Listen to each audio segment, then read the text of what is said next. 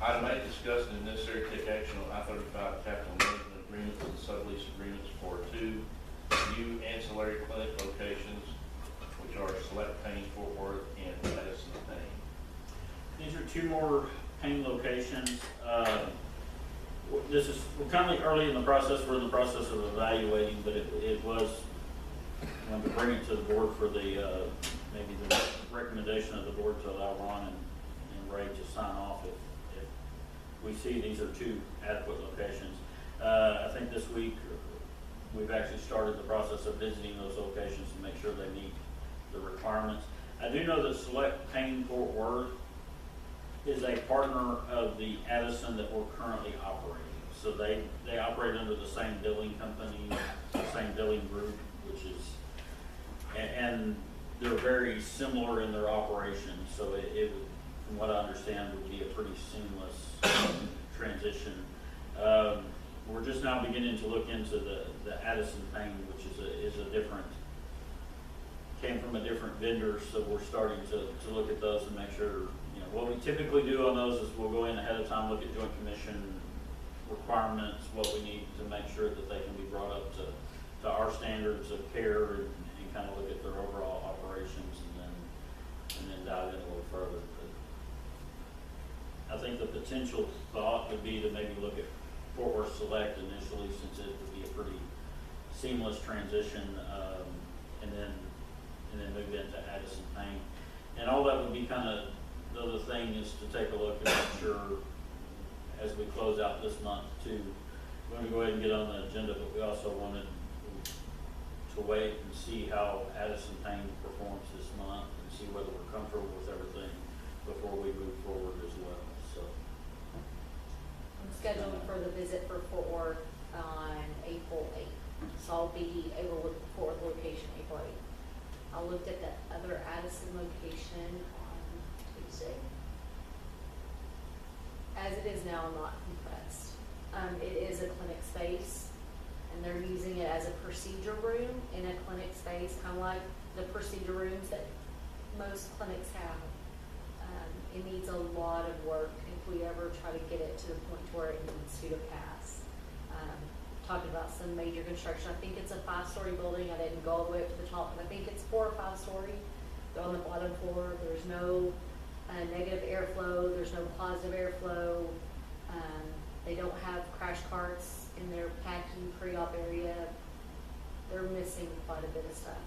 That's the one in Addison you said this is okay. it would be their responsibility to bring these up to Yeah, our standards before we take them over. So that's one of the. we're going to have our things. Joint Commission consultant go up and look. I don't think we can fit it in next week's schedule, but the week after, try to get him up there to see what it would take. Okay, we need to discuss that with I35 next Thursday. If we could get somebody up there to look at it beforehand. But yeah, as of right now, just from not even diving deep, I wouldn't touch it. You're asking for too much liability, and if we're going to use it as a clinic space and deem it as a clinic space and there is no revenue, it's apples to apples, there's no, and then you got management fees on top of it. That doesn't seem like a smart business decision. But see what they say. It's currently operating in the red, is that what you're saying? No, I mean, I'm just saying, if you were to take us on and they were to come under the hospital umbrella, there is no change in revenue. So whatever they're making now, they'll make when we take them over. If you stay at the current procedure room, then you have added management fees. So then they'd actually be profiting worse off than if they were just staying by themselves. Does that make sense? But there's a number of things you're saying that need to be done to. Yeah, Get it Because back in to order code. to be under the hospital, They'd have to upgrades operate. they have to do. They would have to operate like we do Maybe- here at operating room, not a And that would procedure. certainly be something that has to be done and verified before we take them on, so there's no financial liability on the backside. Correct. What about our resources? I know you've mentioned in the past we've been somewhat taxed time-wise with trying to keep these clinics Yeah, and I moving in think, the right direction.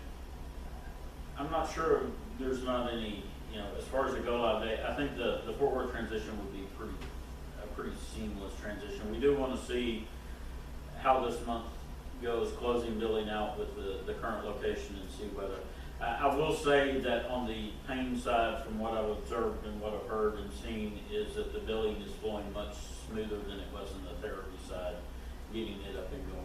And so, I think, you know, select Payne Fort Worth without looking at it, but should be a pretty, if it meets the requirements, it would be a pretty seamless one to bring on board.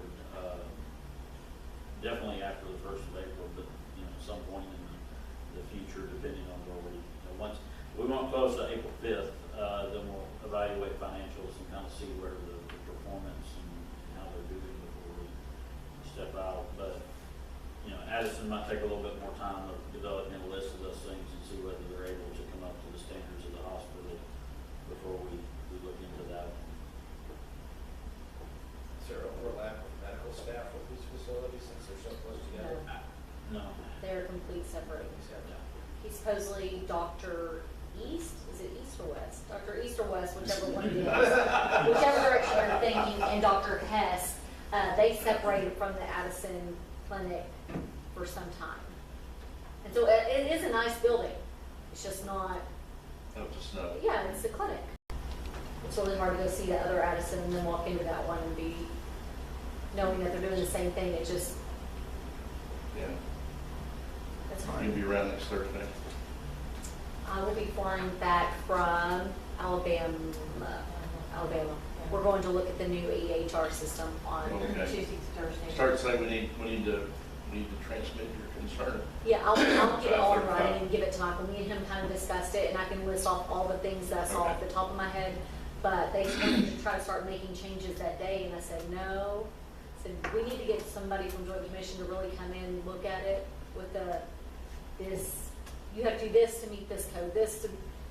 Okay. I can just only tell them so much, but. Okay. We do have a consultant that's on staff that we use from time to time, and we were looking at getting him in there to make out the list Good. of what, Good. kind of what needs to be brought up to get that clinic compliant. Okay. I think that one might be a little while coming to Fort Worth when, like I say, from all indications, it'll be a smooth transition. But nobody's visited Fort Worth. No, I tried to get it in before I left, and she just couldn't make it happen. So April 8th, she can get me in there. Okay. So Michael, I think Kelly and I were going to try to head up there after admin. You just think it's in a lot better shape? From what I understand, Michelle's been kind of honest with me about what to expect walking into them. Michelle is the surgery side of I35, so she's kind of their go-to person.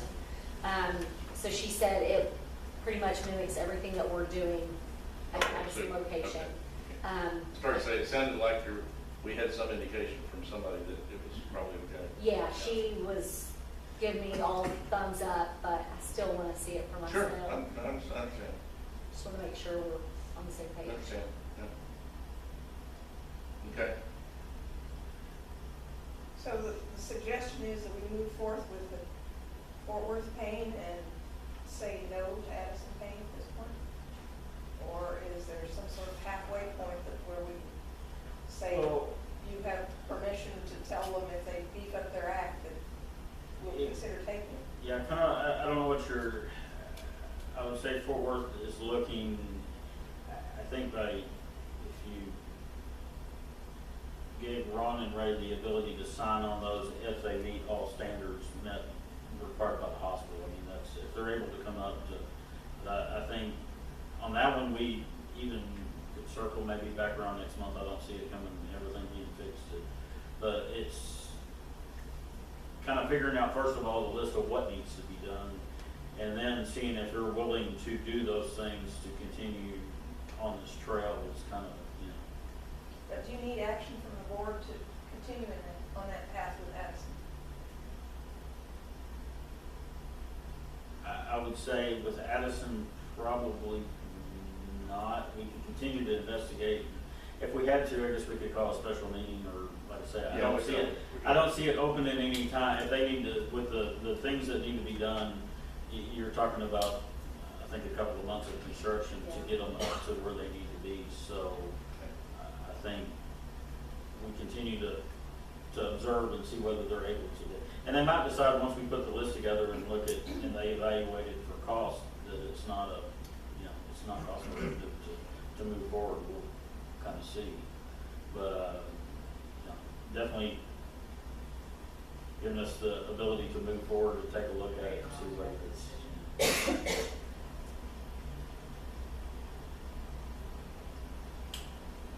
What's the pleasure of the board?